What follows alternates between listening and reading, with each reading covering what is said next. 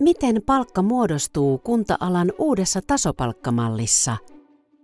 Kunta-alan uudessa tasopalkkamallissa jokainen tehtävä sijoittuu tietylle palkkatasolle. Tasot ovat A, B ja C. Se, mille tasolle tehtävä sijoittuu, riippuu työn vaatimasta osaamisesta ja vastuusta. Tasot on sovittu valtakunnallisesti. Ne ovat kaikissa kunnissa samat. Jokaiselle tasolle on sovittu valtakunnallinen vähimmäispalkka. Tasopalkka korvaa vanhan tehtäväkohtaisen palkan. Uudistuksessa kenenkään kokonaisansiot eivät laske. Esihenkilönä sinun on tärkeää tietää oman tiimisi tasopalkat ja niiden perusteet. Erityisesti sinun on hyvä tietää, millä perusteella työntekijän tehtävä sijoittuu B- tai C-tasolle. Jos tehtävät myöhemmin muuttuvat, tämä voi vaikuttaa tehtävän tasoon ja palkkaan. Sopimuksessa on palkkaliitteitä eri aloille ja niissä palkkaryhmät eri tehtäville. Palkkaryhmistä löydät valtakunnallisesti sovitut tasokriteerit ja tasojen euromäärät. Tasokriteerit kertovat, milloin tehtävä kuuluu ylemmälle tasolle. Valtakunnallisten tasokriteerien lisäksi kunnalla voi olla omia paikallisia tasokriteerejä.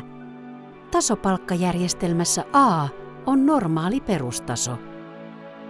Tehtävä sijoittuu vähintään B-tasolle, jos yksikin valtakunnallisista tai paikallisista tasokriteereistä täyttyy. Jokainen työnantaja määrittelee itse, millä kriteereillä tehtävä sijoittuu C-tasolle. Otetaan esimerkiksi kokki. Kokin tehtävä kuuluu ruokapalvelujen palkkaliitteeseen ja ammattitehtävien palkkaryhmään. Tasokriteerinä on esimerkiksi erityisruokavalioihin kuuluvien ruokien valmistus. Jos kokki valmistaa itsenäisesti esimerkiksi gluteenittomia ruokia, tehtävä kuuluu tasolle B. Palkka määräytyy B-tason mukaan. Jos kokin tehtävät myöhemmin muuttuvat niin, että hän ei enää valmista erityisruokavalioiden ruokia, tehtävä palaa tasolle A. On tärkeää muistaa, että tasopalkka määräytyy tehtävässä vaaditun osaamisen ja vastuun mukaan.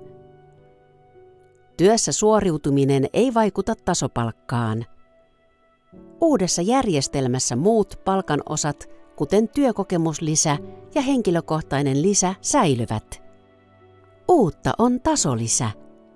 Sitä voi saada lisätehtävästä tai lisävastuusta, kuten opiskelijan ohjauksesta. Osa tasolisista on sovittu valtakunnallisesti ja osasta päättää oma työnantaja. Tasolisä voi olla toistaiseksi voimassa tai määräaikainen. Työkokemuslisä lasketaan tasopalkasta ja tasolisästä.